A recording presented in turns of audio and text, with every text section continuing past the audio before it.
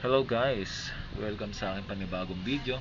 Sa araw na ito ay nabutan nga pala kami ng traffic. Sinundo ko nga pala yung aking anak sa school. At dito na nga ay inabutan kami ng matinding traffic.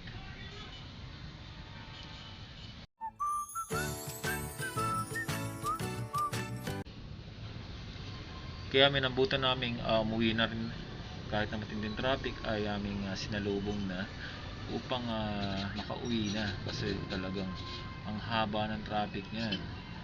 At buti na lang pag motor ay nakakasingit-singit.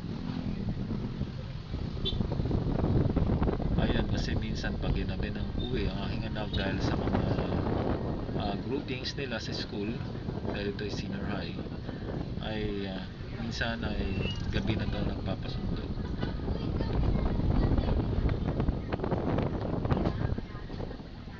Yung kabilang side, yan yung C5. So C5 road. So ito yung service road dito sa Bikutan. So pag ganitong oras talaga ay matraffic na rito. Ito, dinaretso-diretso na namin to. Ang diretso nito ay doon sa housing, ang tawagin, sa water pond, sa may C5.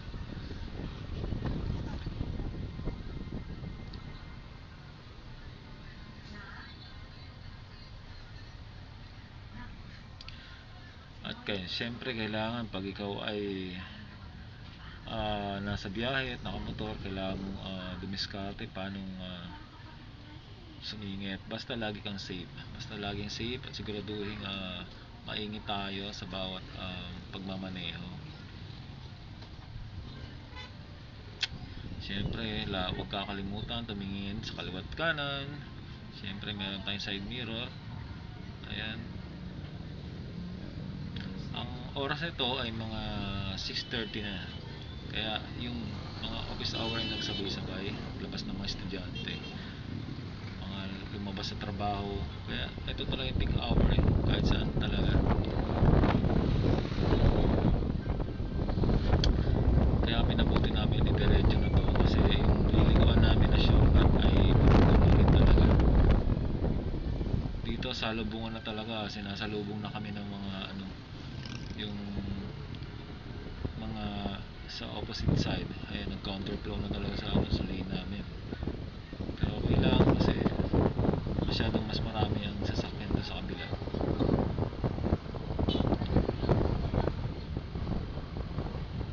Kailangan talaga matalas ang paningin mo lalo sa gabi.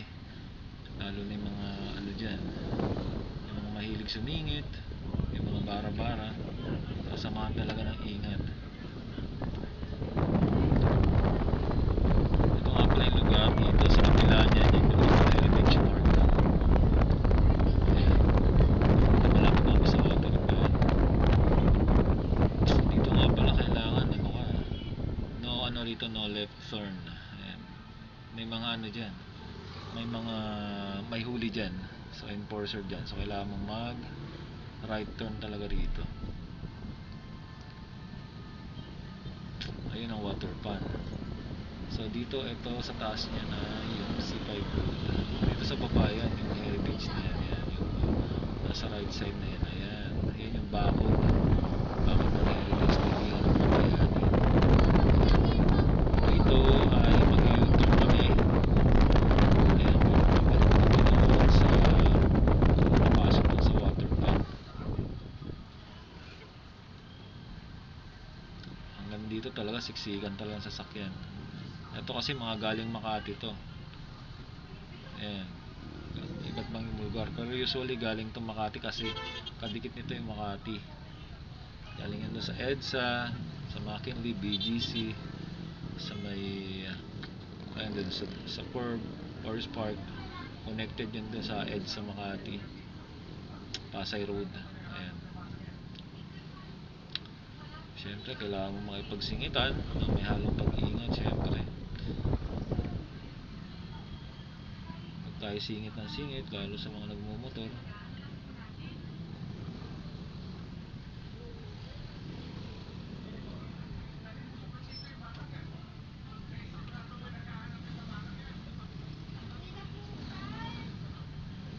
mahirap lang dito Lalo pag nakamotor ka, yan. Siyempre, alalay ka. Kailangan mo ng minsan dalawang paa na kasi urong sulong yan eh. Urong, hinto, urong. So mahirap bumalance minsan. Kaya ganun. Alalay talaga. So ito malapit na kami doon. Bumalik na kami sa may ilalim ng C5 sa overpass. Ayun yung may purple na ilaw. So yun, yung sa taas na yun, C5 na yan. Ayan, service road. Then sa baba, ito na yung kanina nag-right turn kami. At dito pag dinaretso, yun yung water fan.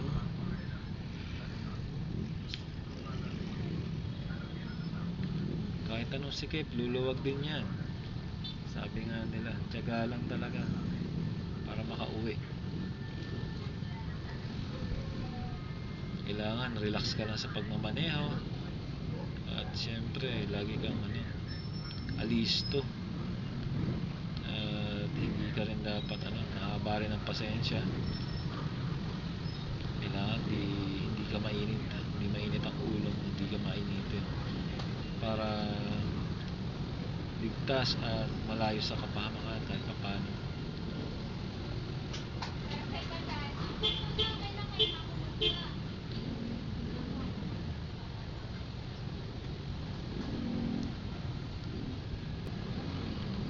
Ito na, nag-go na kami dito. Ayan, pumasok na kami sa ito na yung palar. I mean yung water fan. Ayan, ito yung housing.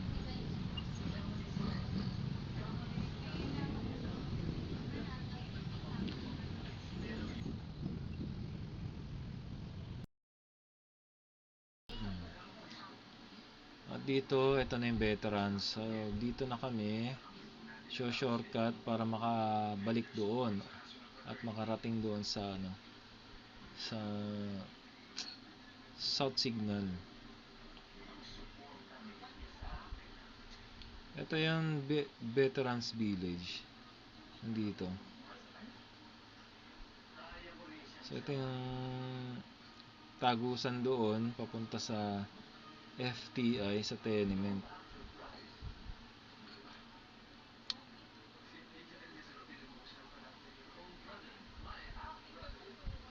Ayun, yung building na yon, yan part na ng Arca South yan. So panoorin niyo yung yung recent na video ko. Kung saan yung vlog ko tungkol sa Arca South. Ayan. Bali hindi pa yan magtatapos diyan yung episode ng Arca South ko. Siguro the next video ko diyan yung totally operation na ng Arca South. So ito dito yung exit sa likod. Ayan, yun. Ito yung Hypermart.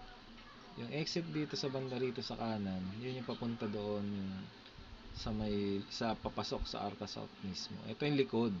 So ito yung service road ng likod ng Arca South. Ayan. Nandito yung palengke ng Signal Village, pamilihang bayan. Actually maliit lang naman siya. Tapos dito yung Pure Gold.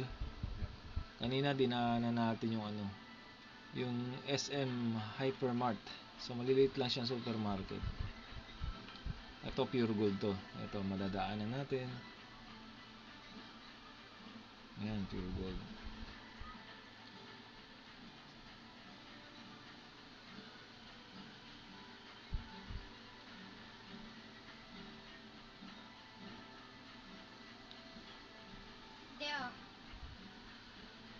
Medyo masikip nga lang dito kasi ito na mga na rito eh. So sari-sari na rito. Ito yung Triumph. Ayan. Ito yung sikat na ayan, yung Jollibee. Ito yung ayan, dito na kami papasok para malapit na kami sa aming destinasyon. So bakas nakalusot din doon sa traffic.